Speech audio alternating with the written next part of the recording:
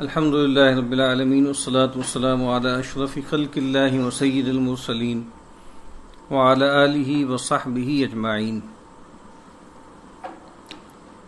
رب اشرح لی صدری ویسر لی امری واحلل عقدۃ من لسانی یفقہوا قولی. اللہم انفعنا بما علمتنا وعلمنا ما ينفعنا وزدنا علما. اللہم لا سہل الا ما جعلتہ سہلا وَأَنْتَ تَجْعَلُ الْحَزْنَ إِذَا شِئْتَ سَهْلًا آمین یا رب العالمین. سورۃ الفرقان کا ہم مطالعہ کر رہے ہیں. اس کے چوتھے رکوع سے آغاز کرنا ہے.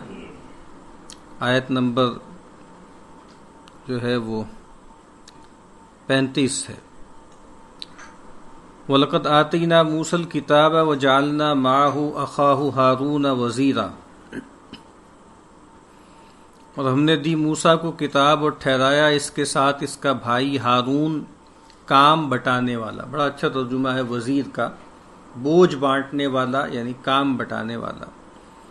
فَقُلْنَا اذْهَبَا إِلَى الْقَوْمِ الَّذِينَ كَذَّبُوا بِآيَاتِنَا. پھر کہا ہم نے تم دونوں جاؤ ان لوگوں کے پاس جنہوں نے جھٹلائی ہماری باتیں.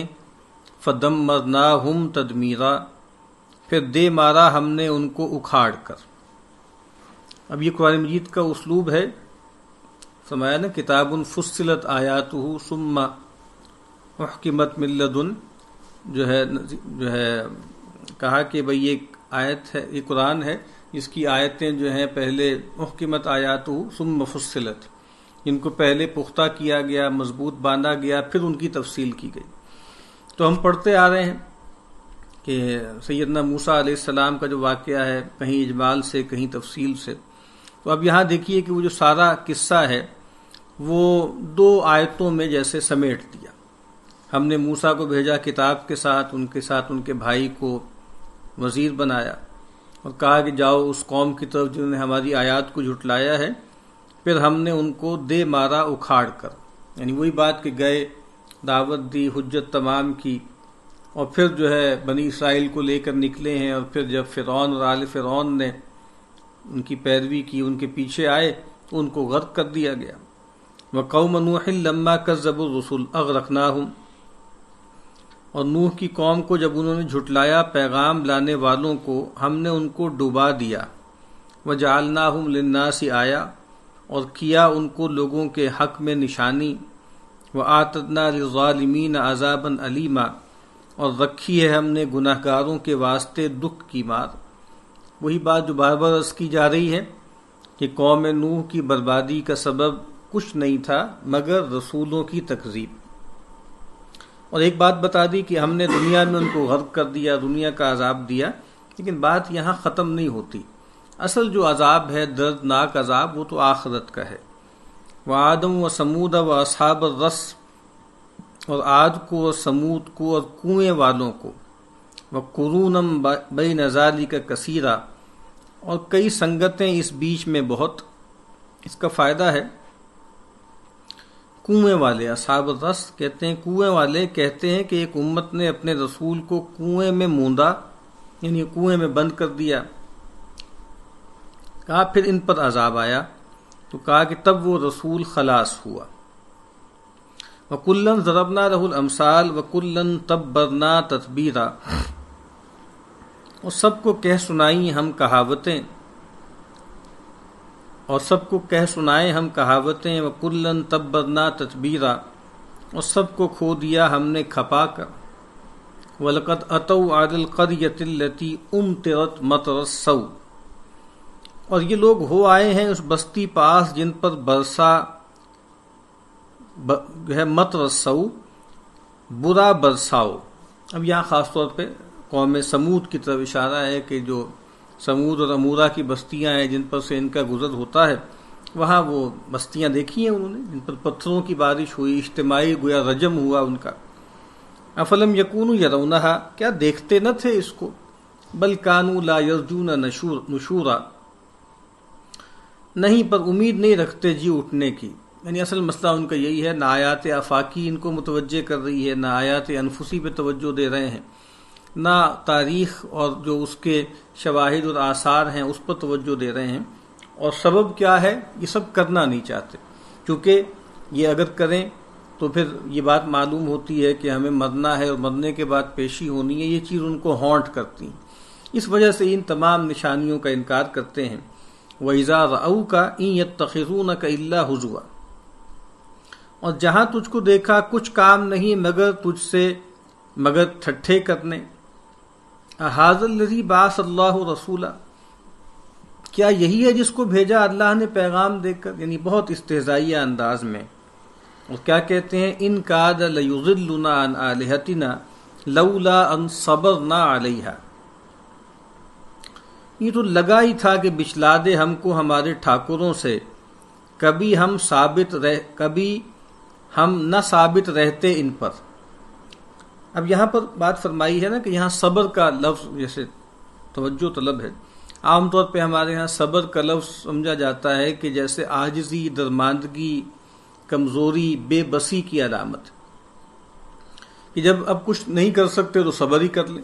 لیکن عربی زبان میں اور قرآن و حدیث میں صبر کا لفظ جو ہے وہ جمنے کے لیے، استقامت کے لیے، اپنے آپ کو تھامنے کے لیے آتا ہے. اب یہ مشرکین کہہ رہے ہیں، ان کے سردار کہہ رہے ہیں، یہ جو صاحب ہیں یہ تو ہمیں لے گئے تھے نا، انہوں نے تو معاذ اللہ ان کے خیال کے مطابق ہمارا اغوا کر لیا تھا، ہمیں بچلا دیا تھا ہمارے ان ٹھاکروں سے، معبودوں سے. اگر ہم نے اپنے آپ کو مضبوطی سے ان کے ساتھ گرڈ اپ نہ کیا ہوتا، مضبوطی سے اپنے آپ کو ان کے ساتھ باندھ کے نہ رکھا ہوتا. یہ تو ہماری عصبیت ہے، ہمارا تسلب ہے جس نے ہمیں بچا دیا، ورنہ ان کی تو دعوت اتنی طاقتور تھی کہ یہ ہمیں لے جاتے.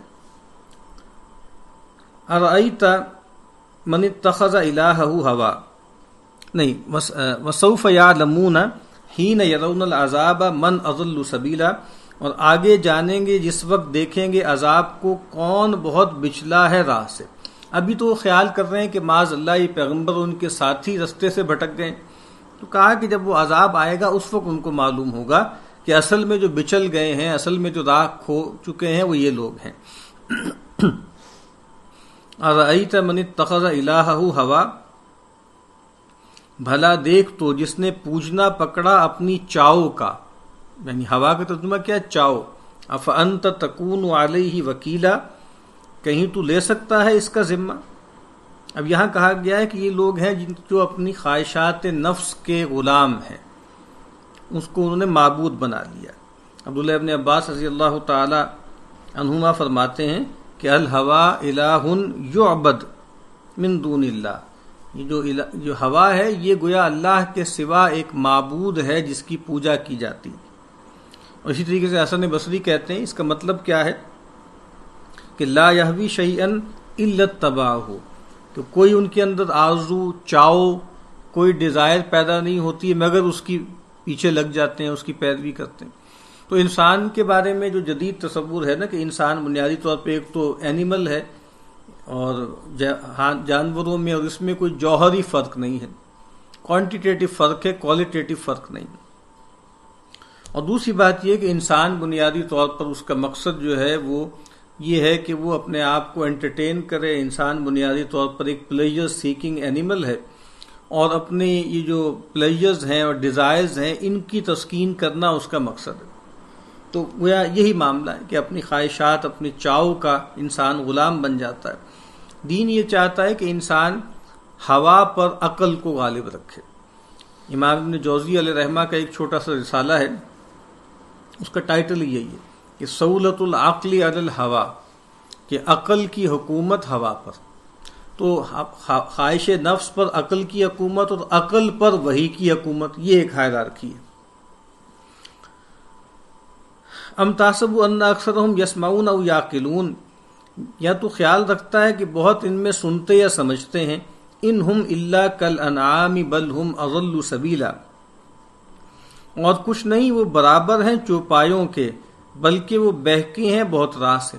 اے نبی آپ کا خیال یہ ہے کہ سن رہے ہیں آپ کی باتیں، یا جو آپ بات ارشاد فرما رہے ہیں اس پر دھیان کر کے، توجہ کر کے کوئی نتیجہ نکال رہے ہیں، سمجھ رہے ہیں؟ کہا کہ نہیں، یہ تو بالکل چوپایوں کی طرح ہیں، بلکہ ان سے بھی راہ کھوٹی ہے ان کی. الم تر الی ربک کیف مد الظل، اب اس جو آفاق میں اللہ کی نشانیاں ہیں ان کی طرف اشارہ ہے.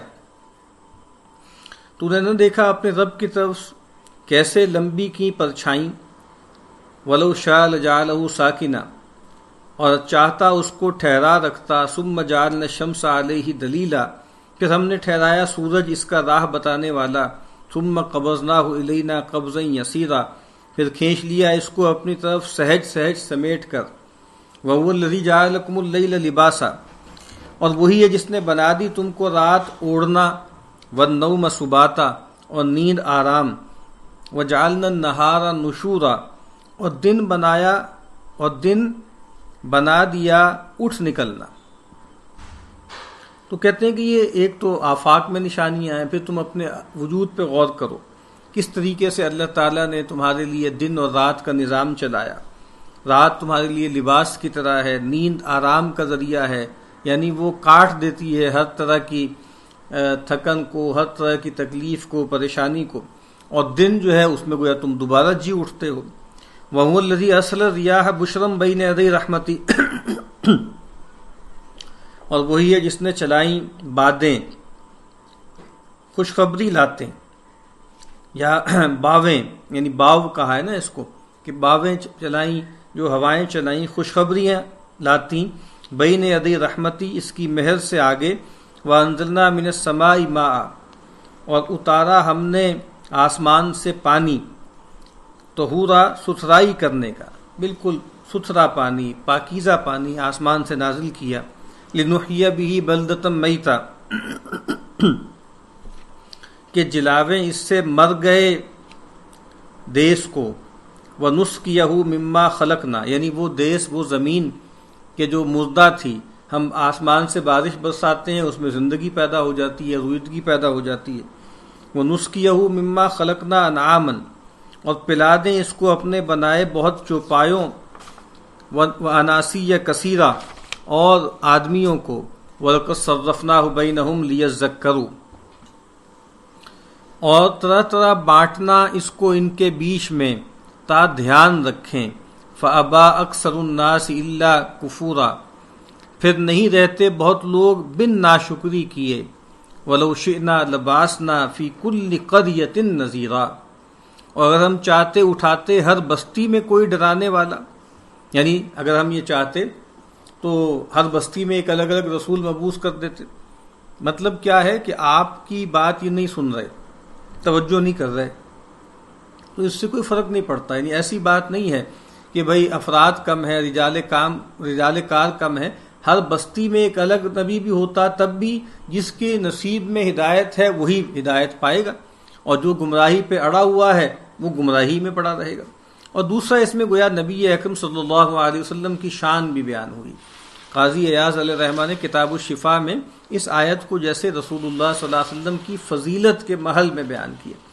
یعنی اگر اللہ چاہتا تو آخری جو دور تھا اس میں بھی کئی نبی بیک وقت جو ہے وہ مبعوث کر دیتا، لیکن رسول اللہ صلی اللہ علیہ وسلم کے خصوصی امتیاز کے لیے جو ہے بس ایک ہی رسول جو خاتم النبیین ہیں ان کو مبعوث کیا گیا.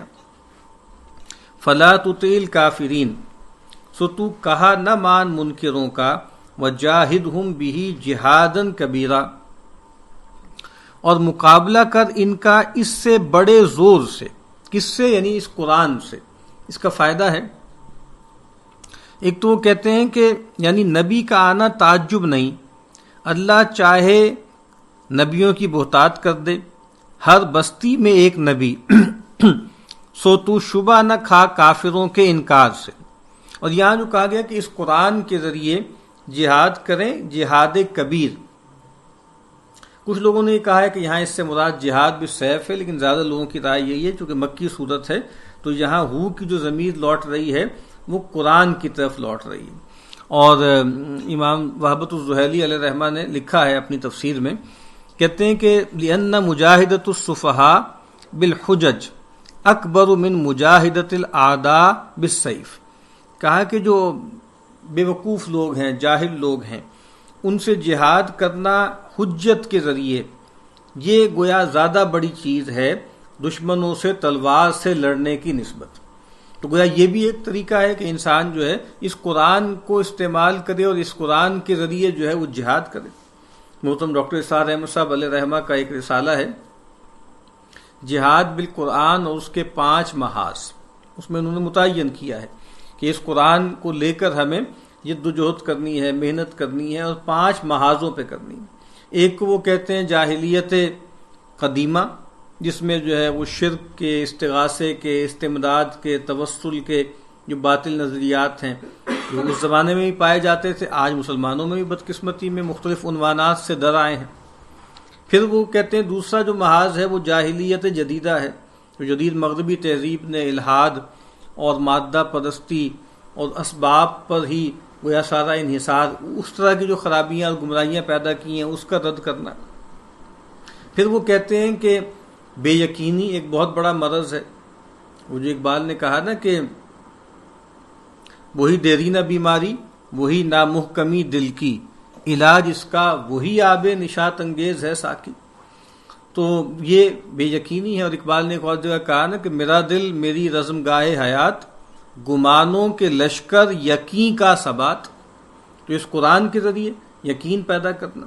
چوتھا وہ کہتے ہیں کہ شیطان اور نفس کی جو ترغیبات ہیں اس کے مقابل میں بھی قرآن جو ہے وہ گویا انسان کو طاقت دیتا ہے، قوت دیتا ہے۔ اور 5واں انہوں نے کہا تھا کہ یہ جو ہمارے ہاں فرقہ واریت ہے، ایک تو ظاہر بات مسالک ہیں وہ تو بالکل جینون ہے، لیکن اس میں یہ جو من و تو کی تفریق پیدا کر دی جاتی ہے اور ہر گروہ یہ سمجھنے لگے کہ بھئی میں ہی حق ہوں اور مجھ سے باہر جو ہے وہ سب باطل ہے، تو اس کے لیے بھی قرآن مجید ہی ہمارے پاس ہتھیار ہے۔ وَاعْتَصِمُوا بِحَبْلِ اللَّهِ جَمِيعًا وَلَا تَفَرَّقُوا وَهُوَ الَّذِي مَرَجَ الْبَحْرَيْنِ هَٰذَا عَذْبٌ فُرَاتٌ وَهَٰذَا مِلْحٌ أُجَاجٌ، اور وہی ہے جس نے ملے چلائے 2 دریا، یہ میٹھا ہے پیاس بجھاتا اور یہ کھاری ہے کڑوا۔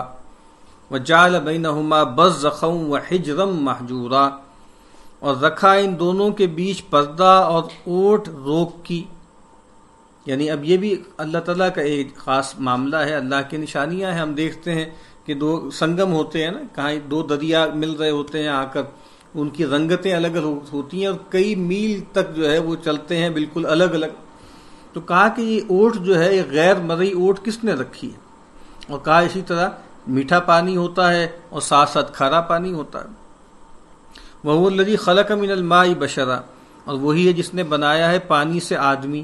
فَجَعَلَهُ نَسَبًا وَصِهْرًا، پھر ٹھہرایا اس کا جد اور سسرال۔ ایک جو ہے وہ خونی رشتے ہوتے ہیں جو مقرر ہوتے ہیں نسل سے، اور ایک جو ہے جہاں انسان شادی کرتا ہے اس سے کچھ نئے رشتے وجود میں آتے ہیں، سسرالی رشتے۔ وَكَانَ رَبُّكَ قَدِيرًا، اور ہے تیرا رب سب کر سکتا۔ وَيَعْبُدُونَ مِن دُونِ اللَّهِ مَا لَا يَنفَعُهُمْ وَلَا يَضُرُّهُمْ، اور پوچھتے ہیں اللہ کو چھوڑ کر وہ چیز کہ نہ بھلا کرے ان کا نہ برا۔ وَكَانَ الْكَافِرُ عَلَى رَبِّهِ ظَهِيرًا، اور ہے منکر اپنے رب کی طرف سے پیٹھ دے رہا۔ وَمَا أَرْسَلْنَاكَ إِلَّا مُبَشِّرًا وَنَذِيرًا، اور تجھ کو ہم نے بھیجا یہی خوشی اور ڈر سنانے کو۔ قُلْ مَا أَسْأَلُكُمْ عَلَيْهِ مِنْ أَجْرٍ، تو کہہ میں نہیں مانگتا تم سے اس پر کچھ مزدوری۔ إِلَّا مَنْ شَاءَ أَنْ يَتَّخِذَ إِلَى رَبِّهِ سَبِيلًا، مگر جو چاہے کہ لے رکھے اپنے رب کی طرف سے راہ۔ میرا کوئی مفاد نہیں ہے، میرا مفاد تو بس یہ ہے کہ تم سب اپنے رب کی طرف راہ بنا دو۔ یعنی میں تو یہ چاہتا ہوں کہ جس آزمائش میں تم ڈالے گئے ہو تم میں سے کوئی بھی اس آزمائش میں ناکام نہ رہے۔ وَتَوَكَّلْ عَلَى الْحَيِّ الَّذِي لَا يَمُوتُ، اور بھروسہ کر اس جیتے پر جو نہیں مرتا۔ یعنی اعتماد کرنا ہے تو اللہ پر کرو۔ یعنی دنیا میں تم کس پر اعتماد کرو گے؟ بڑے سے بڑا کوئی حکمران ہے، بادشاہ ہے، لیکن ہو سکتا ہے کہ وہ تمہارے ساتھ بالکل لائل ہو، تمہارے ساتھ سچا ہو، پوری طاقت بھی رکھتا ہو، لیکن وہ خود فانی ہے نا، خود مورٹل ہے۔ تم اس پر مدار رکھو اور اس کو جلا ہی جائے دنیا سے۔ تو کہا کہ اس ہستی پر اعتماد کرنا چاہیے جو زندہ ہے، القیوم ہے، خود قائم ہے، سب کو قائم رکھے ہوئے ہے۔ لا یموت، جس کو موت نہیں آتی۔ وسبح بحمدہ، اور یاد کرو اس کی خوبیاں۔ وکفا بہ بذنوب عبادہ خبیرا، اور وہ بس ہے اپنے بندوں کے گناہوں سے خبردار۔ الذی خلق السماوات والارض وما بینہما فی 6 ایام، جس نے بنائے آسمان اور زمین اور جو کچھ ان کے بیچ ہے 6 دن میں۔ ثم استوى علی العرش، پھر قائم ہوا تخت پر، الرحمن، وہ بڑی مہر والا ہے، فاسأل بہ خبیرا، تو پوچھ اس سے جو اس کی خبر رکھتا ہے، پیغمبروں سے پوچھو۔ وَإِذَا قِيلَ لَهُمُ اسْجُدُوا لِلرَّحْمَنِ، اور جب کہیے ان کو سجدہ کرو رحمان کو، قالوا وما الرحمن، کہیں رحمان کیا ہے؟ یعنی وہ عام طور پہ کہتے تھے کہ بھئی ہم تو اس سے واقف نہیں ہیں، یعنی اللہ کی اس صفت سے ہم واقف نہیں ہیں، اس جو ہے اللہ کا یہ جو نام ہے اس سے واقف نہیں ہے۔ اَنَسْجُدُ لِمَا تَأْمُرُنَا، کیا سجدہ کرنے لگے ہم جس کو تو فرما دے گا؟ یعنی مراد یہ کہ بھئی تمہارے کہنے پہ ہم اپنے معبودوں کو چھوڑ کر ایک رحمان، ایک اللہ کی پوجا کرنے لگے۔ وَزَادَهُمْ نُفُورًا، اور کہا کہ بڑھتا رہے ان کا بدکنا۔ تو یہ آیت سجدہ ہے۔ آگے فرمایا تبارک الذی جعل فی السماء بروجا، بڑی برکت ہے اس کی جن نے بنائے آسمان میں برج، وجعل فیہا سراجا وقمرا منیرا، اور رکھا اس میں چراغ اور چاند اجالا کرنے والا، وہو الذی جعل اللیل والنہار خلفۃ، اور وہی ہے جس نے بنائے رات اور دن بدلتے، لمن اراد ان یذکر او اراد شکورا، اس کے واسطے جو چاہے دھیان رکھنا یا شکر کرنا۔ یہ بہت اہم ٹکڑا ہے۔ اس کائنات میں جو اللہ تعالیٰ کی نشانیاں پھیلی ہوئی ہیں، اس کائنات میں ان نشانیوں کے ساتھ ایک بندے مومن کا کیا تعلق ہونا چاہیے، کیا تناظر ہونا چاہیے؟ تو آپ دیکھیے یہاں دو باتیں ارشاد فرمائیں، ایک تذکیر اور ایک شکر یا تشکر۔ یعنی ایک تو یہ جو کائنات میں اللہ کی نشانیاں ہیں یہ اللہ تعالیٰ کی یاد دہانی کا ذریعہ بنے، یعنی یہ سائن بنے جو انڈیکیٹ کرتے ہیں ایک ہستی کی طرف جو ماورا ہے اس سے۔ تو ایک تو یہ معاملہ ہے، اور دوسرا کیا ہے، ان میں بہت بڑا پہلو جو ہے انتفاع کا ہے۔ سورج ہمارے فائدے کے لیے ہے، چاند ہمارے فائدے کے لیے ہے، ہوائیں ہمارے فائدے کے لیے چلتی ہیں، ٹھیک ہے، اور پہاڑ ہمارے فائدے کے لیے ہیں، نہریں ہیں، کشتیاں ہیں، یو نیم اٹ، یہ سب نعمتیں ہیں اللہ کی۔ تو کہا کہ ایک دوسرا پہلو کیا ہے کہ ان تمام چیزوں کو برتو لیکن شکر گزاری کے ساتھ، اس میں اللہ کا حق مانو۔ تو گویا یہ دو پرسپیکٹو ہیں ہمارے، اس کائنات کی ہر چیز اللہ کی نشانی ہے، اللہ کی یاد دہانی کا ایک ذریعہ ہے، اور دوسرا اس کائنات میں جو کچھ بھی ہے وہ ہمیں اللہ سے قریب کرتا ہے، اللہ کا شکر گزار بناتا ہے۔ جو سورہ واقعہ میں ہم پڑھیں گے نا، جو کہا گیا ہے درخت کے بارے میں، کہا کہ تذکرۃ و متاعا للمقوین، تذکرہ اور متاع، یہی دو باتیں، یہ یاد دہانی ہے ایک تو، اور دوسری بات کیا ہے، برتنے کا سامان ہے۔ تو تذکرے سے یاد دہانی حاصل کرو اور متاع کے پہلو سے جو ہے شکر گزاری کا رویہ اختیار کرو۔ وعباد الرحمن، اب یہاں سے لے کے سورت کے اختتام تک عباد الرحمن جو رحمان کے خاص بندے ہیں، جو حقیقی بندے ہیں، ان کے کچھ اوصاف بیان ہوئے ہیں۔ وعباد الرحمن، اور بندے رحمان کے، الذین یمشون علی الارض ہونا، وہ ہیں جو چلتے ہیں زمین پر دبے پاؤں، بڑا اچھا ترجمہ ہے، دبے پاؤں، آہستگی سے چلتے ہیں۔ یعنی انسان کی جو چال ڈھال ہوتی ہے نا، وہ اس کی شخصیت کی آئینہ دار ہوتی ہے۔ ہم کہتے ہیں رفتار اور گفتار، انسان کی گفتگو سے پتہ لگتا ہے اور انسان کی چال سے پتہ لگتا ہے، اسی سے ہمارے یہاں اصطلاح بنی چال چلن۔ تو یہاں دونوں باتوں کا تذکرہ ہے، گفتار بھی اور رفتار بھی۔ تو کہا کہ یہ جو زمین پہ چلتے ہیں تو متواضع بندوں کی طرح چلتے ہیں۔ ہونن کا مطلب جو ہے کمزوری کا چلنا نہیں ہے، یعنی ایسا نہیں ہے کہ جیسے مریل لوگوں کی طرح، کمزور لوگوں کی طرح جو ہے، ایسے لوگوں کی طرح جو ہے چلیں جو ناطاقتی کا شکار ہے، نہیں۔ رسول اللہ صلی اللہ علیہ وسلم کے شمائل میں جو بیان ہوتا ہے نا کہ آپ زمین پہ چلتے تھے تو پورا پاؤں اٹھا کے اور جو ہے چلتے تھے، اور ایسے آگے کی طرف جھک کے چلتے تھے اور تیزی سے قدم اٹھاتے تھے، اور ایسے لگتا تھا کہ جیسے آپ اونچائی سے نیچے آ رہے ہیں۔ تو یہاں پر ہون کا مطلب کیا ہے کہ پاؤں مار مار کے متکبرین کی چال نہیں چلتے۔ قرآن مجید میں ایک جگہ فرمایا نا کہ تم کتنی زور سے پاؤں مار لو، انک لن تخرق الارض، تم جو ہے ہماری جو ہے وہ زمین کو پھاڑ نہیں سکتے، ولن تبلغ الجبال طولا، اور ہماری اگر تم گردن کتنی بھی اکڑاؤ تو ہماری پہاڑوں کی بلندی کو نہیں پا سکتے۔ کہا کہ یہ آہستگی سے، بہت وقار سے چلتے ہیں۔ وَإِذَا خَاطَبَهُمُ الْجَاهِلُونَ قَالُوا سَلَامًا، اور جب بات کرنے لگے ان سے بے سمجھ لوگ کہیں صاحب سلامت۔ جہل عربی زبان میں علم کا بھی ضد ہے اور حلم کا بھی ضد ہے۔ جب ناسمجھ لوگ، اجڑ لوگ، گواد لوگ جو شارٹ ٹیمپرڈ ہیں، جذبات میں آ جاتے ہیں، آپے سے باہر ہو جاتے ہیں، اگر تم سے مخاطبت کریں، تم سے الجھنے کی کوشش کریں تو کیا کہو؟ قالوا سلاما، تو کہیں صاحب سلامت، یعنی ان کے ٹریپ میں نہ آؤ۔ وہ تو چاہیں گے کہ تمہیں انگیج کریں اور تمہیں جو ہے وہ اپنی سطح پہ اتار لیں۔ کہا کہ نہیں، اگر تم دیکھو کہ جو مدعوین ہیں وہ اس وقت ریسیپٹیو موڈ میں نہیں ہیں تو ہے بہت خوبصورتی سے ان سے علیحدگی اختیار کرو، پھر کوئی موقع دیکھو جب ان کے اندر کوئی طلب ہو، ان کے اندر رجوع ہو، تو پھر دوبارہ ان کو بات کرو۔ اس کا فائدہ ہے، یعنی ایسے لوگوں سے لگتے نہیں، نہ ان میں شامل ہوں، نہ ان سے لڑیں۔ وَالَّذِينَ يَبِيتُونَ لِرَبِّهِمْ سُجَّدًا وَقِيَامًا، اور وہ جو رات کاٹتے ہیں اپنے رب کے آگے سجدے میں اور کھڑے، یعنی اپنے رب کی بندگی کرتے ہیں، رات میں عبادت کرتے ہیں، کبھی سجدے میں ہوتے ہیں، کبھی قیام میں ہوتے ہیں۔ وَالَّذِينَ يَقُولُونَ رَبَّنَا اصْرِفْ عَنَّا عَذَابَ جَهَنَّمَ، اور وہ جو کہتے ہیں اے رب ہٹا ہم سے دوزخ کا عذاب، ان عذابہا کان غراما، بے شک اس کا عذاب بڑی چٹی ہے، انہا ساعت مستقرا و مقاما، اور بری جگہ ہے ٹھہراؤ کی اور بری جگہ رہنے کی، تھوڑی دیر ٹھہرنے کے لیے بھی بہت بری جگہ ہے اور مستقل ایبورڈ کے طور پہ بھی بہت بری جگہ ہے۔ اب یہاں دیکھیے، متواضع ہیں، اللہ کے دین کی دعوت دیتے ہیں، الجھتے نہیں ہیں، اور جو ہے وہ راتوں کو عبادت کرتے ہیں، لیکن کوئی زام نہیں ہے، کوئی اکڑ نہیں ہے۔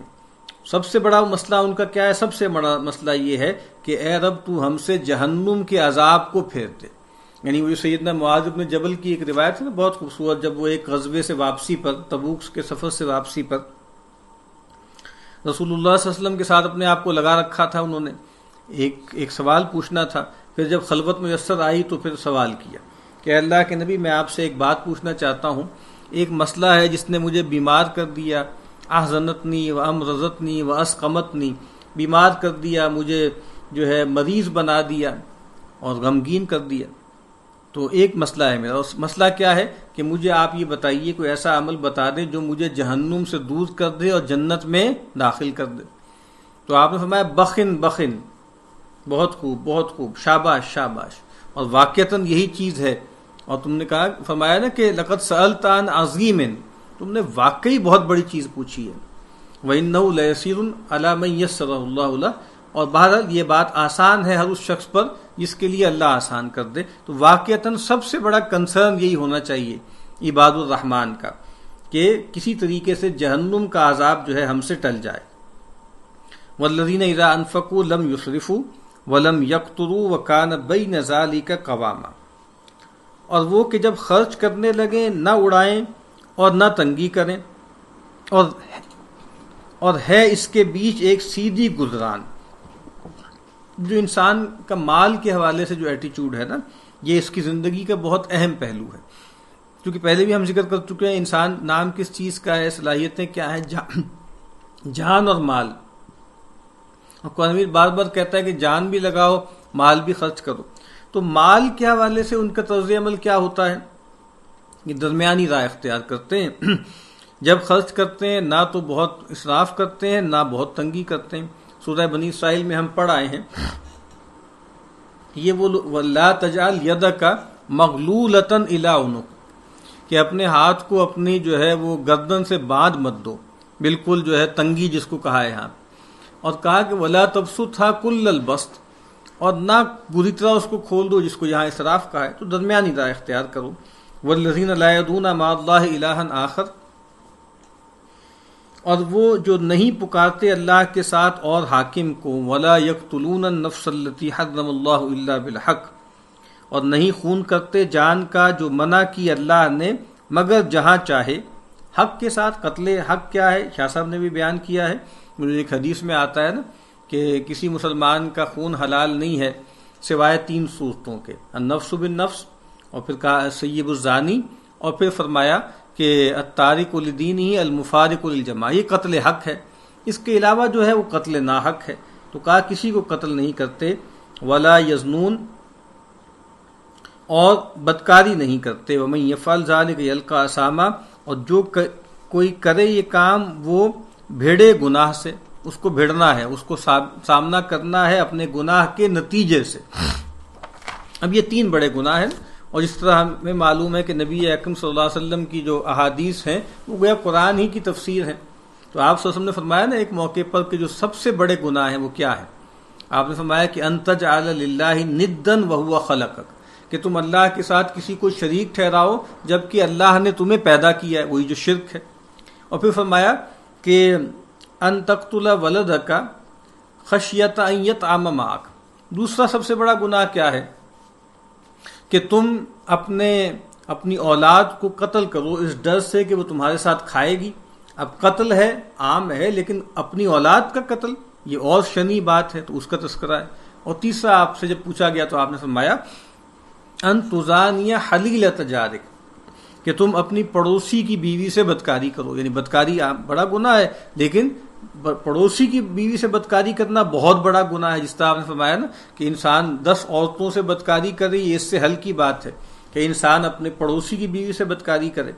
تو کہا کہ یہ 3 بڑے گناہ ہیں، یہاں پر بھی فرمایا شرک اور قتل ناحق اور بدکاری۔ یضاعف لہ العذاب یوم القیامہ،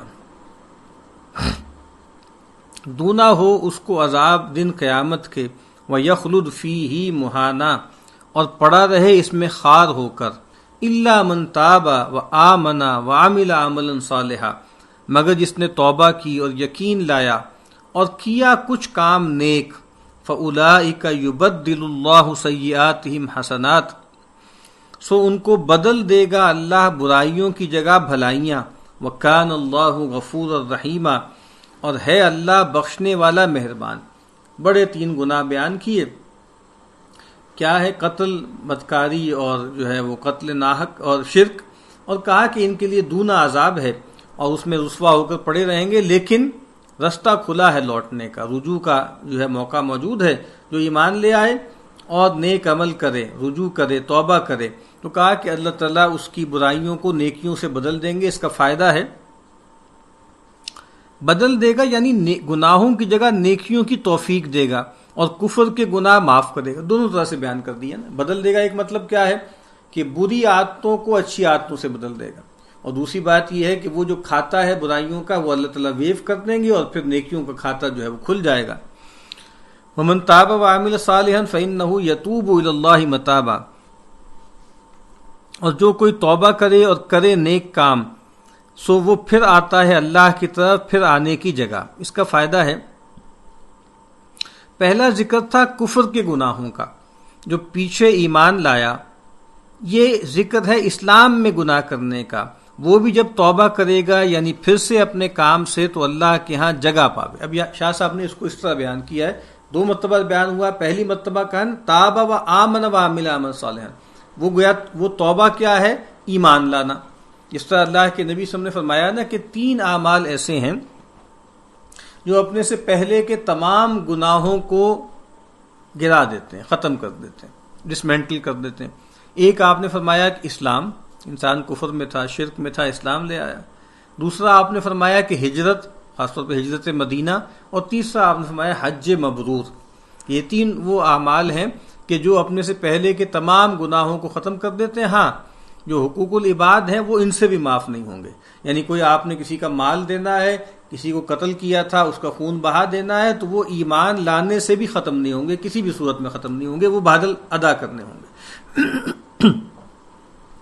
والذین لا یشرون الزور، اور وہ جو شامل نہیں ہوتے جھوٹے کام میں، وَإِذَا مَرُّوا بِاللَّغْوِ مَرُّوا كِرَامًا، اور جب ہو نکلیں کھیل کی باتوں پر نکل جاویں بزرگی رکھ کر۔ اس کا فائدہ پڑھ لیتے ہیں، کہتے ہیں یعنی گناہ میں شامل نہیں اور کھیل کی باتوں کی طرف دھیان نہیں کرتے، نہ اس میں شامل، نہ ان سے لڑے۔ یہ جو کہا نا مرضو کرامہ، یعنی بلا وجہ میں الجھنا، اور الجھ کے جو ہے وہ اپنی عزت کا بھی ڈھیلا کروانا اور دین کی دعوت کو بھی بے توقیر کرنا، یہ ٹھیک نہیں۔ یعنی یہ وہ لوگ ہیں کہ جھوٹ یا جھوٹی بات کرنی تو دور کی بات ہے، اس پر اپنی موجودگی بھی گوارا نہیں کرتے، اس پر موجود بھی نہیں ہوتے۔ اور جیسے ایک روایت میں الفاظ آتا ہے نا کہ دیکھیں اگر کوئی انسان کسی منکر کے موقع پر موجود ہے، فزیکلی موجود ہے، لیکن اس سے انکار کرتا ہے زبان سے یا دل سے، تو گویا وہ موجود نہیں ہے. اور جو آدمی کہیں کوئی منکر ہو رہا ہے دور پار، وہ اس پہ راضی ہے، وہ اس پہ خوش ہے، وہ اس کو انڈورس کرتا ہے، تو گویا وہ وہاں موجود ہے. تو کہا کہ یہ لوگ گناہ پر گناہ کرنا یا جھوٹی بات کرنا دور کی بات ہے، اس پر گواہ بھی نہیں بنتے، اور لغو کاموں سے، لایانی کاموں سے اعراض کرتے ہیں. یہ ہم نے سورہ مومنون کے آغاز میں ہی پڑھا، والذین هم عن اللغو معرضون والذین اذا ذکروا بآیات ربہم، اور وہ کہ جب ان کو سمجھائیے ان کے رب کی باتیں، لم یخروا علیہا صما وعمیانا، نہ ہو پڑے ان پر بہرے اندھے. اس کا فائدہ ہے یعنی دھیان سے سنیں، یعنی اندھے بہرے ہو کر نہیں اس پہ پڑھتے بلکہ توجہ کرتے ہیں، دھیان کرتے ہیں. والذین یقولون ربنا ھب لنا من ازواجنا وذریاتنا قرۃ اعین، اور وہ جو کہتے ہیں اے رب دے ہم کو ہماری عورتوں کی طرف سے اور ہماری اولاد کی طرف سے آنکھ کی ٹھنڈک، وجعلنا للمتقین اماما، اور کر ہم کو پرہیزگاروں کے آگے ان کا پیشوا بنا. اس کا فائدہ ہے کہتے ہیں آنکھ کی ٹھنڈک یہ کہ وہ اپنی راہ پر ہوں، یعنی جس طرح ہم دین پر ہیں، ہدایت پر ہیں، وہ بھی ہماری راہ پر ہوں. ہم پرہیزگاروں کے آگے ہوں، وہ ہمارے پیچھے. یعنی یہاں جو کہا گیا ہے نا کہ جعلنا للمتقین اماما، تو یہ کوئی پیشوائی یا چودراہٹ طلب نہیں کی جا رہی. ہر شخص جو جب بڑا ہوتا ہے، سینئر ہوتا ہے، اپنے گھر کا سربراہ بنتا ہے، تو گویا وہ امام ہے. ٹھیک ہے، جو کہا نا کلکم رائن وکلکم مسئول عن رعیتہ، تو رجل رائن علی جو ہے اہل بیتہ، کہ جو مرد ہوتا ہے گھر کا انچارج، وہ اپنے گھر والوں پر گویا ان کا ذمہ دار ہے.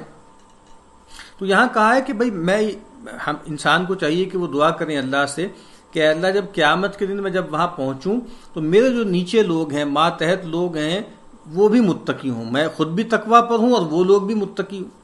ابھی جو آیت ہے اس کا ایک اور کانٹیکسٹ بھی ہے.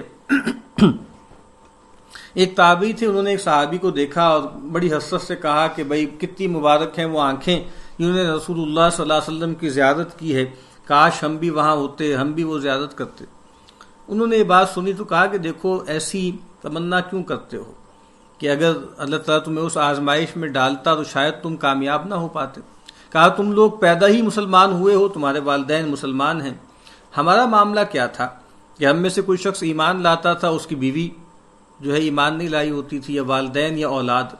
اب وہ ایک شخص ہے وہ ایمان لے آیا لیکن اس کی بیوی بچے جو ہیں وہ ایمان نہیں لائے. تو کہا کہ جب وہ صاحب ایمان، یا اگر خاتون ہے تو شوہر ایمان نہیں لایا، ازواج دونوں طرح سے ہوتا ہے نا، اور بچے ایمان نہیں لائے، تو اب وہ شخص یا وہ خاتون جب اپنی بیوی یا اپنے شوہر کو دیکھتا ہے یا دیکھتی ہے اور اپنی اولاد کو، اور وہ اس کو معلوم ہے کہ اگر یہ شرک اور کفر پر مر گئے تو یہ تو جہنمی ہے، تو کہا کہ ان کا دیکھنا ان کے لیے سہانی روح بنتا ہے نا.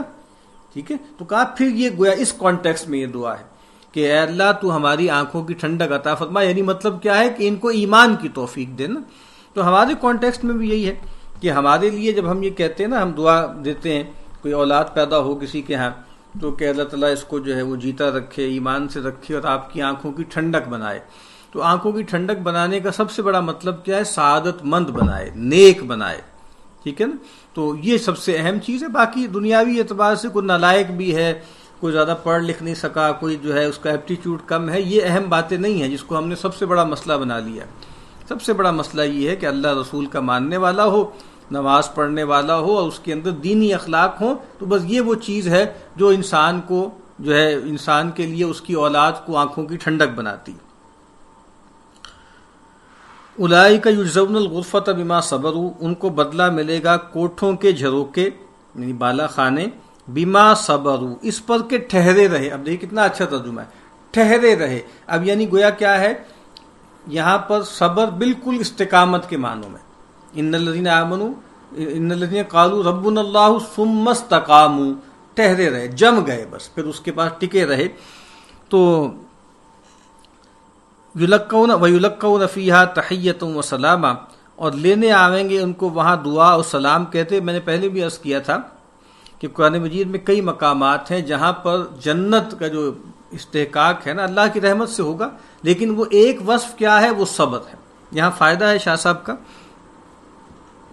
یعنی فرشتے آگے آگے لے جاویں گے، خالدین فیہا حسنت مستقر و مقامہ، رہا کریں ان میں خوب جگہ ہے ٹھہراؤ کی اور خوب جگہ رہنے کی، یعنی ایسی جگہ تھوڑی دیر ٹھہرنا ملے تو بھی غنیمت ہے، ان کا تو وہ گھر ہے۔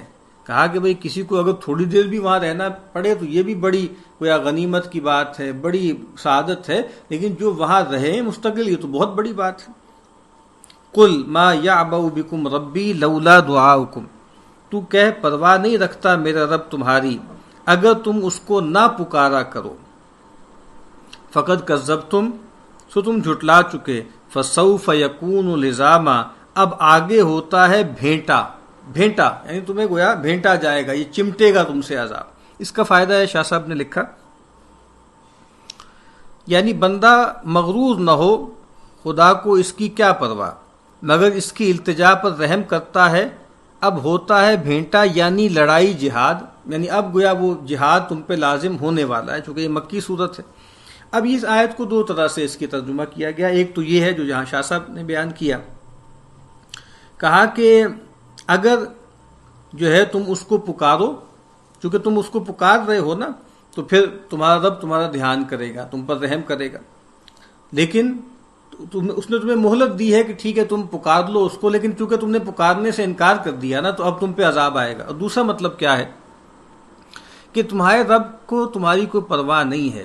اگر یہ معاملہ نہ ہوتا کہ تم پہ حجت تمام نہ کرنی ہوتی، تمہیں دعوت نہ دینی ہوتی، تو بھائی چونکہ اللہ تعالیٰ کا معاملہ یہ ہے نا کہ قرآن مجید کہتے ہیں نا وما کننا معذبین حتی نبعث رسولا، اور ہم عذاب نہیں دیتے جب تک کہ ہم رسول کو مبعوث کر دیں، تو گویا کہا کہ تم پر چونکہ حجت تمام کرنی تھی، تمہیں دعوت دینی تھی، اس وجہ سے یہ معاملہ ہو رہا ہے، تو اب تم نے چونکہ انکار کر دیا ہے تو اب اس کا انجام تم دیکھ لو گے۔ بسم اللہ الرحمن الرحیم، طاسیم میم، تلک آیات الکتاب المبین، یہ سورۃ الشعراء ہے۔ طاسیم میم یہ مکی سورت ہے، تلک آیات الکتاب المبین، یہ آیتیں ہیں کھول سنائی کتاب کی، اور یہ کہا یہ جو ہے سورہ شعراء جو ہے آیتوں کی تعداد کے اعتبار سے جو ہے وہ سب سے بڑی مکی جو ہے وہ سورت ہے۔ تلک آیات الکتاب المبین، یہ آیتیں کھول سنائی کتاب کی، لعلک باخع نفسک الا یکونوا مؤمنین، شاید تو گھونٹ مارے اپنی جان اس پر کہ وہ یقین نہیں کرتے۔ یہ سورہ کاف کی شروع میں بھی ہم نے پڑھا تھا کہ اللہ کے نبی کو بڑا کرب تھا ان کے ایمان نہ لانے پر۔ ان نشأ ننزل علیہم من السماء آیۃ، اگر ہم چاہیں اتار دیں ان پر آسمان سے ایک نشانی، فظلت اعناقہم لہا خاضعین، پھر رہ جاویں ان کی گردنیں اس کے آگے نیچی۔ یہ فرمائشیں کر رہے ہیں نشانی دکھائیں، اللہ کے نبی کے اندر جتنا شوق اشتیاق ہے، جتنی حرص ہے ان کے ایمان کی، آپ کے جی میں بھی خیال آتا تھا کہ بھئی نشانی دکھا ہی دی جائے، تو کہا یہ ہماری اسکیم نہیں ہے، ہم چاہتے تو جبرن ان کو جھکا دیتے، اچھا ہم چاہتے تو ان کے اندر وہ بٹن ہی نہ رکھتے انکار کا، وہ لیور ہی نہ رکھتے، ٹھیک ہے نا، تو لا اکراہ فی الدین، ہم نے کوئی جبر نہیں رکھا تکوینی معاملات میں، ورنہ تو کسی کے بس میں ہی نہ ہوتا انکار کر سکے، تو کہا کہ اگر ہم چاہیں تو ابھی نشانی دکھا دیں، ان کی گردنیں جھک جائیں گی۔ وما یأتیہم من ذکر من الرحمن محدث، اور نہیں پہنچتی ان پاس کوئی نصیحت رحمان سے نئی، الا کانوا عنہ معرضین، جس سے منہ نہیں موڑتے۔ کتنی نشانیاں آ رہی ہیں، قرآن کی آیتیں آ رہی ہیں، بار بار کہا جا رہا ہے آسمان کو دیکھو، زمین کو، پہاڑوں کو، چوپایوں کو، ٹھیک ہے، اپنے وجود پہ غور کرو، اپنی تخلیق پہ غور کرو، لیکن یہ سب اعراض کرتے ہیں۔ فقط کذبوا، سو یہ جھٹلا چکے، فسیأتیہم انباء ما کانوا بہ یستہزئون، اب پہنچے گی ان پر حقیقت اس بات کی جس پر ٹھٹھے کرتے تھے، یعنی جو ان سے کہا جا رہا ہے نا کہ عذاب آئے گا دنیا کا، یا کہا جا رہا ہے کہ اس دنیا کا خاتمہ ہوگا، الساعہ برپا ہوگی، آج اس کا مذاق اڑا رہے ہیں۔ قرآن مجید کہتے ہیں نا حاک بہم ما کانوا بہ یستہزئون، اس چیز کا یہ مذاق اڑاتے ہیں، وہ ان پہ الٹ پڑے گی۔ اولم یروا الی الارض کم انبتنا فیہا من کل زوج کریم، کیا نہیں دیکھتے زمین کو کتنی اگائی ہم نے اس میں ہر بھانت بھانت چیزیں، خاصے کی، بہت باعزت۔ ان فی ذلک لآیہ، اس میں البتہ نشان ہے، وما کان اکثرهم مؤمنین، اور وہ بہت لوگ نہیں ماننے والے. وَإِنَّ رَبَّكَ لَهُوَ الْعَزِيزُ الرَّحِيمُ، اور تیرا رب وہی ہے زبردست رحم والا. یہ ترجیح ہے، جس طرح سورہ رحمان میں ہے نا فَبِأَيِّ آلَاءِ رَبِّكُمَا تُكَذِّبَانِ، ایک آیت جو ہے وہ بار بار دہرائی جاتی ہے. یہاں یہ دو آیتیں ہیں، جوڑا ہے کہ ان فی ذلک لآیہ وما کان اکثرهم مؤمنین وان ربک لہو العزیز الرحیم، کہ اس سب میں نشانیاں ہیں لیکن ان کی اکثریت مانتی نہیں، اور آپ کا رب زبردست ہے، رحم کرنے والا ہے. سوال یہ پیدا ہوتا ہے، وہ کہتے بھی تھے کہ اچھا اگر یہ پیغمبر ہیں آپ کے اور یہ قرآن آپ کا کلام ہے، ہم تو اس کو مان نہیں رہے، ہم تو پیغمبر کا تمسخر کر رہے ہیں، مذاق اڑا رہے ہیں، تو پھر عذاب کیوں نہیں آتا ہم پر؟ وہ عذاب آ کیوں نہیں جاتا؟ اس کے بارے میں کہا فسوف یاتیہم. تو کہا کہ اللہ تعالیٰ قادر ہے، جب چاہے عزیز ہے، مقتدر ہے، لیکن رحیم بھی ہے نا، وہ مہلت دے رہا ہے تمہیں، اس کی مہر ہے. وَإِذْ نَادَىٰ رَبُّكَ مُوسَىٰ أَنِ ائْتِ الْقَوْمَ الظَّالِمِينَ، اور جب پکارا تیرے رب نے موسیٰ کو کہ جا اس قوم گناہ گار پاس، قوم فرعون، قوم فرعون پاس، الا یتقون، کیا ان کو ڈر نہیں؟ قال رب انی اخاف ان یکذبون، بولا اے رب میں ڈرتا ہوں کہ مجھ کو جھٹلا دیں. ویضیق صدری ولا ینطلق لسانی، اور رک جاتا ہے میرا جی گھٹتا ہے اور نہیں چلتی میری زبان. پہلے بھی انہوں نے کہا تھا کہ بھائی جو ہے واخی ہارون ہوا افصح منی لسانا، کہ جو بھائی ہارون ہے وہ زیادہ فصیح اللسان ہے، اور اسی لیے دعا بھی کی تھی کہ رب اشرح لی صدری ویسر لی امری واحلل عقدۃ من لسانی یفقہوا قولی. فارسل الی ہارون، سو پیغام دے ہارون کو، یعنی ہارون کو بھی ساتھ اس کو بھی رسول بنا دے تاکہ وہ میرا ہاتھ بٹانے والا، وزن بٹانے والا، بوجھ بانٹنے والا بنے. وَلَهُمْ عَلِيَّ ذَنْبٌ، اور ان کو مجھ پر ہے ایک گناہ. فَأَخَافُ أَن يَقْتُلُونَ، گناہ کا دعویٰ، سو ڈرتا ہوں کہ مجھ کو مار ڈالیں. وہی جو ایک واقعہ ہوا تھا، ایک جو ہے وہ قبطی ان کے ہاتھوں مارا گیا تھا حادثاتی طور پر، اس کی وجہ سے پھر وہ نکلے تھے اور مدین گئے تھے. اب اس کی واپسی پہ ہی واقعہ ہوا ہے جب ان کو نبوت سے سرفراز کیا جا رہا ہے اور اللہ کہہ رہے ہیں کہ جاؤ فرعون کے پاس. تو کہتے ہیں مجھے تو ڈر ہے، پہلے ہی گویا میں ان کا ایک طرح سے گناہ گار ہوں یا مجرم ہوں. قال کلا، فرمایا کوئی نہیں. فاذهبا بآیاتنا، تم دونوں جاؤ لے کر ہماری نشانیاں. انا معکم مستمعون، ہم ساتھ تمہارے سنتے ہیں. فأتیا فرعون، سو جاؤ فرعون پاس. فقولا، اور کہو انا رسول رب العالمین، ہم پیغام لائے ہیں جہان کے صاحب کا. ان ارسل معنا بنی اسرائیل، کہ چلا دے ہمارے ساتھ بنی اسرائیل. پہلے بھی عرض کیا گیا تھا سیدنا موسیٰ علیہ السلام کی جو بنیادی ذمہ داریاں تھیں ان میں ایک یہ بھی تھی کہ بنی اسرائیل چونکہ غلام تھی وہاں پر قبطیوں کی، اور غلامی میں انسان اپنی مرضی سے اللہ کی بندگی کی راہ اختیار نہیں کر سکتا، تو گویا ان کو آزادی دلاؤ. یہاں پہ شاہ صاحب نے فائدہ لکھا ہے. بنی اسرائیل کا وطن تھا ملک شام. حضرت ابراہیم علیہ السلام کے وقت سے حضرت یوسف کے سبب مصر میں آ رہے کئی مدت گزری. اب حق تعالیٰ نے ان کو ملک شام دینا چاہا. یعنی ہمیں معلوم ہے کس طرح کا معاملہ ہوا. سیدنا یوسف جو ہے وہاں پر گئے، مصر پہنچے، اور پھر ان کے بھائی وہاں پہنچے اور سارا واقعہ ہوا. اس کے بعد گویا بنی اسرائیل وہاں پر آ گئے اور بہت عرصے متمکن رہے. اس کے بعد ان میں جب زوال آیا تو وہاں کے جو مقامی لوگ تھے وہ ان پہ غالب آ گئے. تو کہا کہ اب اللہ تعالیٰ چاہتے ہیں کہ دوبارہ سے ان کو جو سرزمین شام ہے وہ ان کو عطا کریں. تو کہا کہ فرعون ان کو نہ چھوڑتا تھا کہ ان سے کام لیتا بیگار میں، تو ان سے کہا گیا کہ بھئی ان کو آزاد کروائیں. قال الم نربک فینا ولیدا، بولا ہم نے پالا نہیں تجھ کو اپنے اندر لڑکا سا. سیدنا موسیٰ علیہ السلام معلوم ہے نا کہ فرعون ہی کے دربار جو ہے آپ سمجھ لیجئے اس کے گھر میں، اس کے محل میں جو ہے ان کی پرورش ہوئی. اب وہ احسان جتلا رہا ہے فرعون کہ بھئی کیا تم لڑکے سے نہیں تھے ہمارے پاس آئے، ہم نے تمہیں پالا پوسا. وَلَبِثْتَ فِينَا مِنْ عُمُرِكَ سِنِينَ، اور رہا تو ہم میں اپنی عمر میں سے کئی برس. وَفَعَلْتَ فَعْلَتَكَ الَّتِي فَعَلْتَ، اور کر گیا تو اپنا وہ کام جو کر گیا، یعنی جو تم نے جو ہے یہاں پہ کیا تھا ہمیں معلوم ہے نا. وَأَنْتَ مِنَ الْكَافِرِينَ، اور تو ہے ناشکرا. یعنی وہی بات کہ ہم نے تمہیں پالا پوسا، احسان کیا، تم نے احسان ناشناسی کی اور ہماری قوم کا ایک بندہ مار دیا. قال فعلتها اذا وانا من الضالین، کہا کیا تو ہے میں نے، وہ اور کیا تو ہے میں نے وہ، اور میں تھا چوکنے والا. کتنا اچھا باادب ترجمہ ہے. ضالین کا ترجمہ کیا کیا ہے؟ چوکنے والا. چوک گیا میں، اور چونکہ ارادی تو تھا ہی نہیں نا، وہ قتل عمد تھوڑی تھا، وہ قتل خطا تھا. وہ تو ایک چھڑانے کے لیے گھونسا مارا، اس سے جان چلی گئی. ففررت منکم لما خفتکم، پھر بھاگا میں تم سے جب تمہارا ڈر دیکھا. فوہب لی ربی حکما، پھر بخشا مجھ کو میرے رب نے حکم.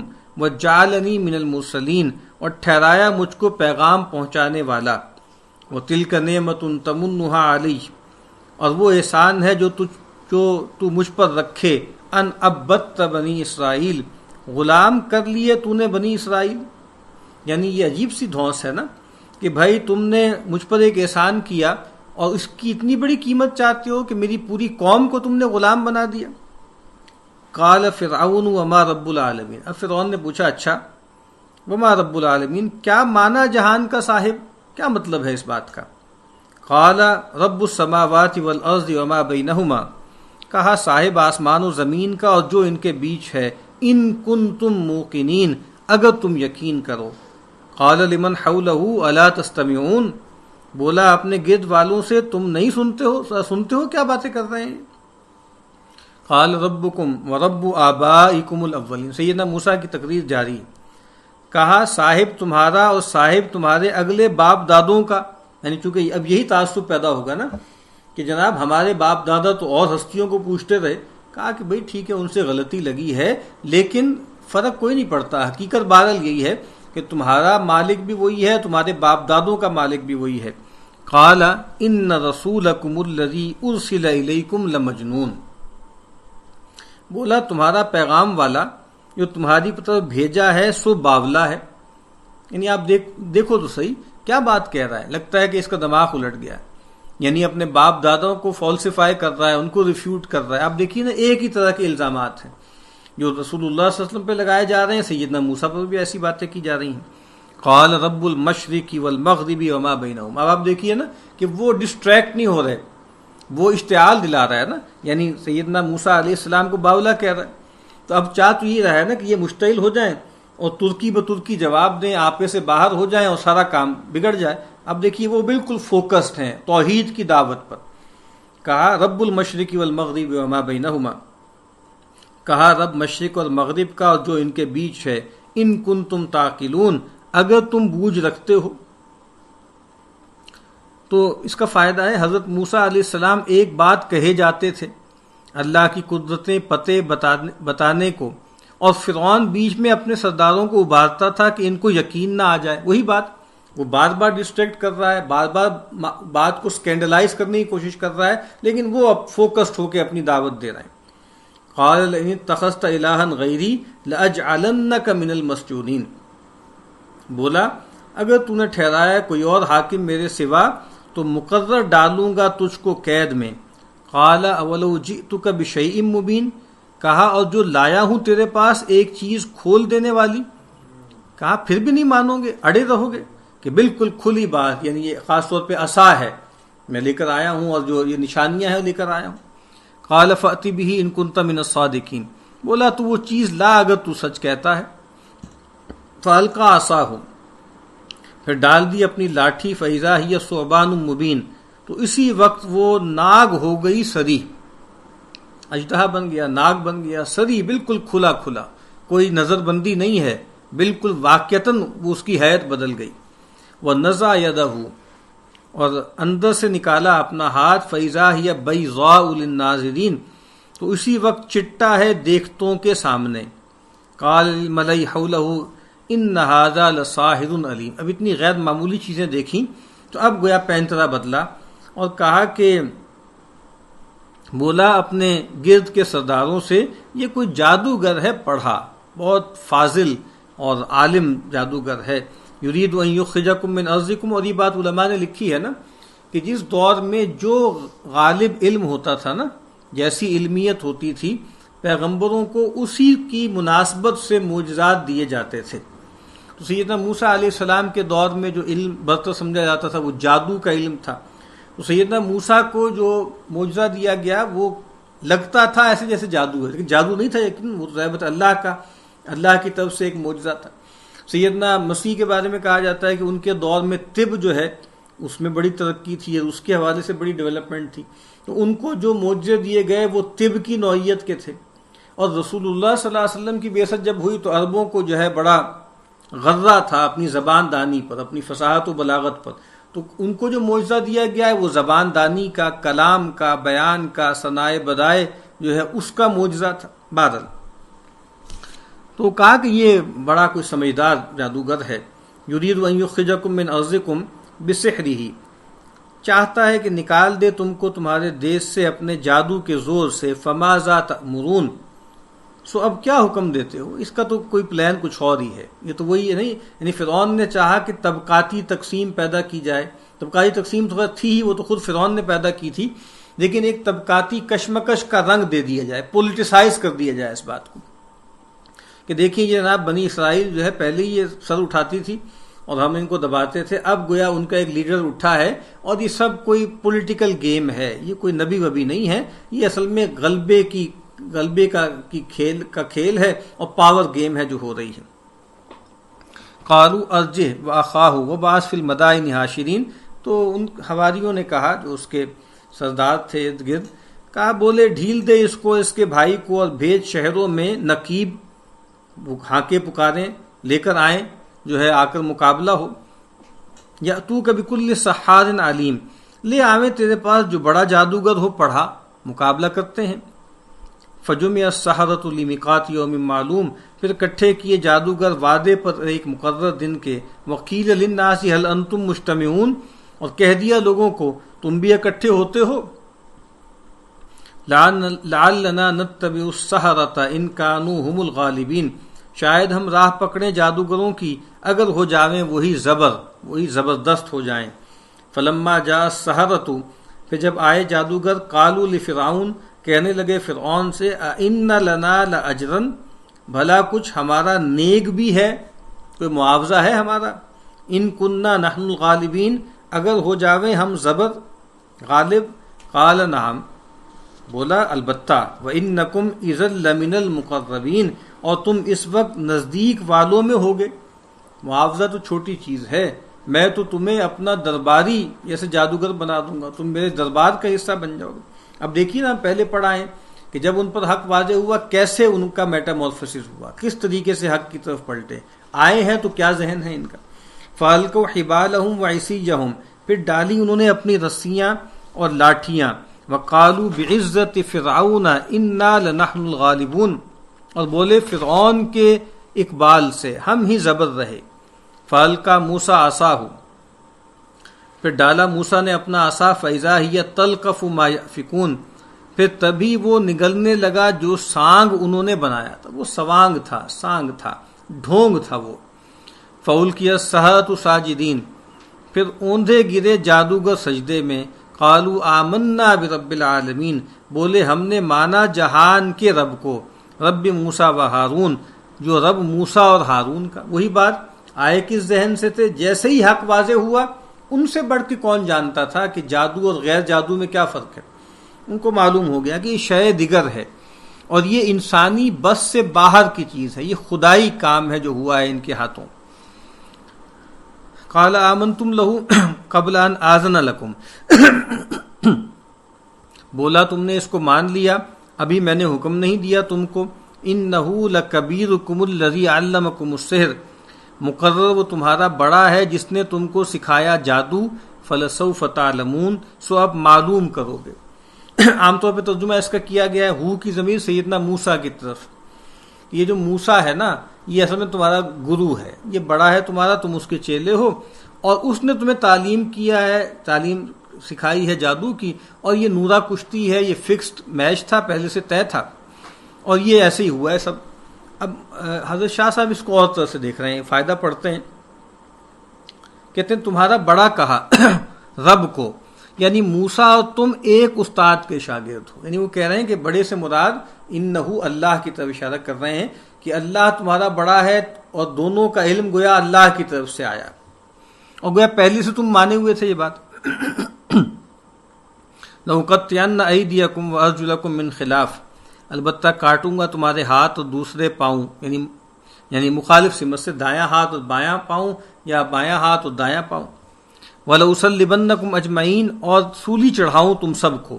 قالوا لا ضَيْرَ بولے کچھ ڈر نہیں. اِنَّا إِلَىٰ رَبِّنَا مُنْقَلِبُونَ ہم کو اپنے رب کی طرف پھر جانا ہے. اِنَّا نَطْمَعُ أَن يَغْفِرَ لَنَا رَبُّنَا خَطَايَانَا ہم غرض رکھتے ہیں کہ بخشے ہم کو رب ہمارا تقصیریں ہماری. ان کننا اول المؤمنین اس واسطے کہ ہم ہوئے پہلے قبول کرنے والے، ہم سب سے پہلے ماننے والے ہوئے. وَأَوْحَيْنَا إِلَىٰ مُوسَىٰ أَنْ أَسْرِ بِعِبَادِي إِنَّكُمْ مُتَّبَعُونَ اور حکم بھیجا ہم نے موسیٰ کو کہ رات کو لے نکل میرے بندوں کو، البتہ تمہارے پیچھے لگیں گے، لے کے نکل جاؤ اور تمہاری پیروی کی جائے گی، تمہارا پیچھا کیا جائے گا. فَأَرْسَلَ فِرْعَوْنُ فِي الْمَدَائِنِ حَاشِرِينَ پھر بھیجے فرعون نے شہروں میں نقیب. اِنَّ هَٰؤُلَاءِ لَشِرْذِمَةٌ قَلِيلُونَ جب معلوم ہوا کہ بنی اسرائیل نکل رہے ہیں بلکہ نکل گئے ہیں تو انہوں نے کہا، ہرکارے بھجوائے اور کہا کہ یہ جو لوگ ہیں سو ایک جماعت ہیں تھوڑی سی. وَإِنَّهُمْ لَنَا لَغَائِظُونَ اور وہ مقرر ہم سے جی جلے ہیں. وَإِنَّا لَجَمِيعٌ حَاذِرُونَ اور ہم سارے خطرہ رکھتے ہیں، ہمیں پورا دھیان ہے، ہماری پاس پورا تنبؤ ہے. فَأَخْرَجْنَاهُمْ مِنْ جَنَّاتٍ وَعُيُونٍ اب اللہ تعالیٰ بتا رہے ہیں کہ کیسے ہم نے ان کو نکالا. پھر نکالا ہم نے ان کو باغ چھوڑ کر اور چشمے، باغ بھی ان کے وہیں پڑے رہ گئے، چشمے بھی رہ گئے. وَكُنُوزٍ وَمَقَامٍ کریم اور خزانے اور گھر خاصے. کذالک اسی طرح. وَأَوْرَثْنَاهَا بنی اسرائیل اور ہاتھ لگائیں یہ چیزیں بنی اسرائیل کو، وہیں پر نہیں لگائیں، اور جگہوں پر لگائیں، یعنی جا کر جو ہے ملک شام میں لگائیں، یعنی وہاں تو واپس نہیں وہ پلٹے، لیکن وہاں پر اللہ تعالیٰ نے یہی باغ، یہی چشمے اور یہ جو ہے خزانے ان کو میسر کر دیے. فَأَتْبَعُوهُمْ مُشْرِكِينَ پھر پیچھے پڑے ان کے سورج نکلتے. فَلَمَّا تَرَاءَ الْجَمْعَانِ پھر جب مقابل ہوئی دونوں فوجیں. قَالَ أَصْحَابُ مُوسَىٰ إِنَّا لَمُدْرَكُونَ موسیٰ کے لوگ کہنے لگے، موسیٰ کے لوگ ہم تو پکڑے گئے. اب وہ وہاں پہنچے، آگے گئے ہیں، جب لے کے آگے جو ہے سمندر ہے اور پیچھے سے جو ہے وہ قوم آ گئی، موسیٰ یعنی فرعون اور آل فرعون آ گئے. اب جب انہوں نے منظر دیکھا بنی اسرائیل نے تو انہوں نے کہا کہ بھئی ہم تو پکڑے گئے، ہم تو دھر لیے گئے. قال کلا سیدنا موسیٰ نے کہا کوئی نہیں، ان معی ربی سیہدین میرے ساتھ ہے میرا رب مجھ کو راہ بتا دے گا. یعنی یہ اعتماد ہے کہ میرا رب میرے ساتھ ہے، وہ مجھے ضائع نہیں کرے گا، وہ مجھے راہیاب کرے گا. فاوحینا الی موسیٰ پھر حکم بھیجا ہم نے موسیٰ کو ان اضرب بعصاک الحجر بعصاک البحر کہ مار اپنے عصا سے دریا کو. فانفلقا پھر پھٹ گیا. فکان کل فرق کالطود العظیم تو ہو گئی ہر پھانک جیسے بڑا پہاڑ. قرآن ایک اور جگہ کہتے ہیں کہ اس میں رستے بن گئے. یہ جو ہمارے ہاں سر سید مرحوم نے اور کچھ لوگوں نے کیونکہ معجزہ قبول کرنا ان کو لگتا تھا کہ اس زمانے کی جو سائنٹیفک ریشنلزم ہے اس کے حوالے سے اس کو بیان کرنا کوئی شرمندگی کی بات ہے. انہوں نے کہا کہ اصل میں یہ جو ہے وہ آپ سمجھ لیجئے کہ جیسے مد و جزر تھا. جب جو ہے بنی اسرائیل گزرے تو اس وقت جزر تھا، اور جب فرعون اور آل فرعون گزرے تو وہ مد تھا. لیکن یہ بہت ہی احمقانہ سی بات ہے.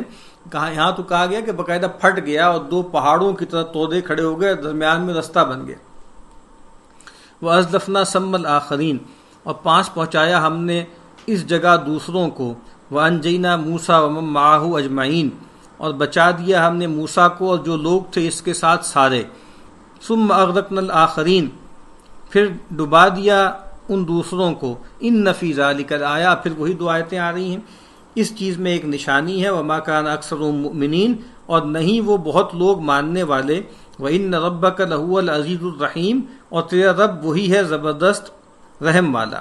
وَاتْلُ عَلَيْهِمْ نَبَأَ إِبْرَاهِيمَ اور سنا ان کو خبر ابراہیم کی. اذ قال لأبیہ وقومہ ما تعبدون جب کہا اپنے باپ کو اور اس کی قوم کو تم کیا پوچھتے ہو. قالوا نعبد اصناما فنظل لها عاکفین وہ بولے ہم پوچھتے ہیں مورتوں کو، پھر سارے دن اس پاس لگے بیٹھے رہیں، وقوف کیے بیٹھے رہیں. قال هل يسمعونكم اذ تدعون کہا کچھ سنتے ہیں تمہارا جب پکارتے ہو. او ينفعونكم او يضرون یا بھلا کرتے ہیں تمہارا یا برا. قالوا بولے بل وجدنا آباءنا کذالک یفعلون، بولے نہیں، پر ہم نے پائے اپنے باپ دادے یہی کرتے، نہ تو کوئی رسپانس کرتے ہیں، نہ فائدہ نہ نقصان، لیکن کیا کریں، ایک ریت پڑی ہوئی ہے، باپ دادا کا ایک رواج چلا آ رہا ہے، ہم بھی پوچھتے۔ قال افرأیتم ما کنتم تعبدون، کہا بھلا دیکھتے ہو جن کو پوچھتے رہے ہو، انتم و آباؤکم الاقدمون، تم اور تمہارے باپ دادے اگلے، فإنہم عدو لی الا رب العالمین، سو وہ میرے غنیم ہیں مگر جہان کا صاحب، یعنی یہ جو سارے معبود جن کو تم پوچھتے ہو یہ میرے دشمن ہیں، میری ان سے دشمنی ہے، میرے مقابل گروہ ہے، اور سوائے اللہ رب العالمین کے میں اس کو پوچھتا ہوں۔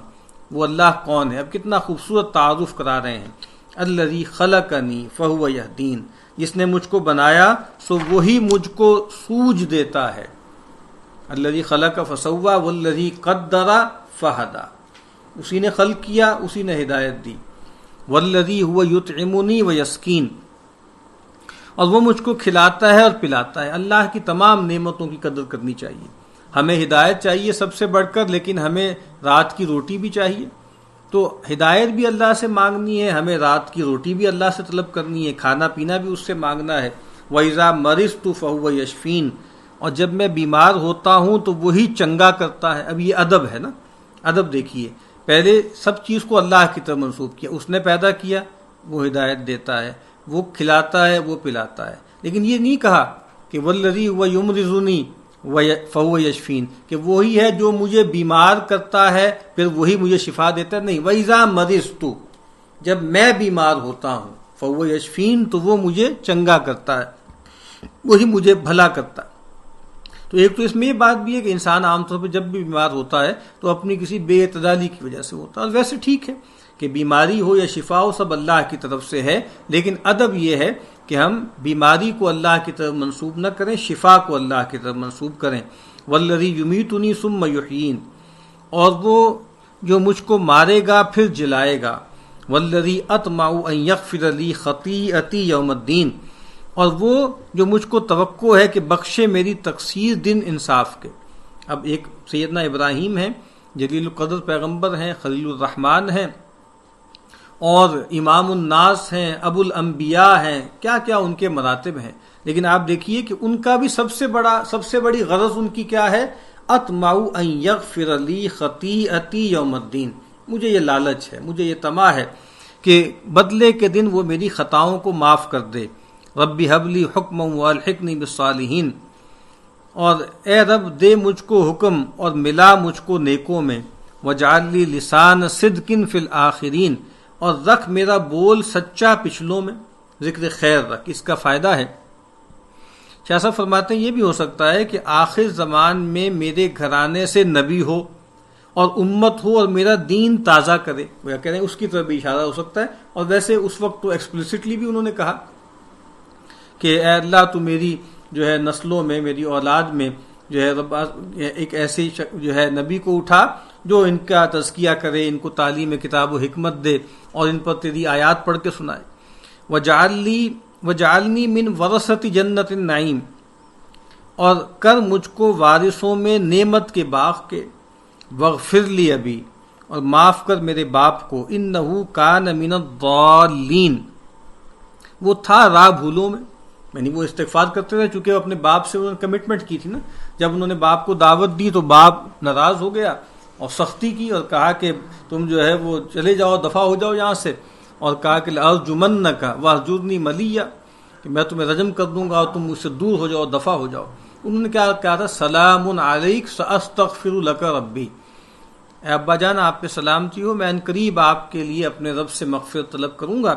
تو کہا کہ میرے رب کو معاف کر دیا۔ پھر جب وہ وقت آیا، جب ان کو بتا دیا گیا، فلما تبین لہ انہ عدو للہ تبرأ منہ، اور جیسے ہی ان پر یہ بات واضح ہو گئی کہ ان کا باپ خدا کا دشمن ہے، تو پھر انہوں نے ان سے اعلان برات کیا۔ تو ولا تخزنی یوم یبعثون، اور رسوا نہ کر مجھ کو جس دن جی کر اٹھیں، یوم لا ینفع مال ولا بنون، وہ دن کون سا ہے جس دن نہ مال کام آوے، کوئی مال نہ بیٹے، الا من اتی اللہ بقلب سلیم، مگر جو کوئی آیا اللہ پاس لے کر دل چنگا۔ قیامت کے دن نہ تو انسان کے مال کام آئے گا نہ اولاد، ہاں وہ جو اللہ کے سامنے ایک سلامتی والا دل لے کر آ گیا. وہ جو ہم نے پڑھا تھا نا کہ المال والبنون زینت الحیات الدنیا، دنیا کی زندگی کی زینت ہے، والباقیات الصالحات، باقی رہنے والی تو نیکیاں ہیں. اور یہاں جو کہا نا قلب سلیم، اس کا ترجمہ ایک جو مولانا شبیر عثمانی نے کیا وہ کیا، سلامتی والا دل لے کر آئے. اسی طریقے سے مولانا تھانوی نے اس کا ترجمہ کیا ہے کہ پاک، اور آگے بریکٹ میں کفر و شرک سے پاک دل. سلیم کا مطلب ہے سلامتی والا، بالکل ستھرا، نہ اس میں شرک ہے نہ کفر ہے. اور مولانا احمد سعید دہلوی نے ترجمہ کیا ہے صحیح سالم، یعنی بالکل وہی بات کہ پرورژن نہیں ہے، کرپشن نہیں ہے، جیسے فطرت پہ پیدا کیا تھا ویسے ہی لے کر آ گیا. وَأُزْلِفَتِ الْجَنَّةُ لِلْمُتَّقِينَ، اور پاس لائے بہشت واسطے ڈر والوں کے. وَبُرِّزَتِ الْجَحِيمُ لِلْغَاوِينَ، اور نکالی دوزخ سامنے بے راہوں کی. وَقِيلَ لَهُمْ أَيْنَ مَا كُنْتُمْ تَعْبُدُونَ مِن دُونِ اللَّهِ، اور کہیے ان کو کہاں ہے جن کو پوچھتے تھے اللہ کے سوا. هَلْ يَنْصُرُونَكُمْ أَوْ يَنْتَصِرُونَ، کچھ مدد کرتے ہیں تمہاری یا بدلہ دے سکتے ہیں. فَكُبْكِبُوا فِيهَا هُمْ وَالْغَاوُونَ، پھر اوندھے ڈالے اس میں وہ اور سب بے راہ. وَجُنُودُ إِبْلِيسَ أَجْمَعُونَ، اور لشکر ابلیس کے سارے. قَالُوا وَهُمْ فِيهَا يَخْتَصِمُونَ، کہیں گے جب وہاں جھگڑنے لگیں. تَاللَّهِ إِن كُنَّا لَفِي ضَلَالٍ مُبِينٍ، قسم اللہ کی ہم تھے سری غلطی میں. اِذْ نُسَوِّيكُمْ بِرَبِّ الْعَالَمِينَ، جب تم کو برابر کرتے تھے جہان کے صاحب کے، یعنی اپنے معبودوں سے یا ان بتوں سے خطاب کر کے کہیں گے کہ ہم تمہیں اللہ کے برابر کرتے تھے. وما اضلانا الا المجرمون، اور ہم کو راہ سے بھلا سو ان گناہ گاروں نے، یعنی ہمیں گمراہ کیا ان مجرموں نے. فما لنا من شافعین، پھر کوئی نہیں ہماری سفارش کرنے والا. ولا صدیق حمیم، اور نہ کوئی دوست محبت کرنے والا. فلو ان لنا کرۃ فنکون من المؤمنین، اس وقت کہیں گے سو کسی طرح ہم کو پھر جانا تو ہم ہوں ایمان والوں میں. ان فی ذلک لآیہ، اس بات میں نشانی ہے. وما کان اکثرهم مؤمنین، اور وہ بہت لوگ نہیں ماننے والے. وان ربک لہو العزیز الرحیم، اور تیرا رب وہی ہے زبردست رحم والا. بارک اللہ لی ولکم فی القرآن العظیم ونفعنی وإیاکم بالآیات والذکر الحکیم.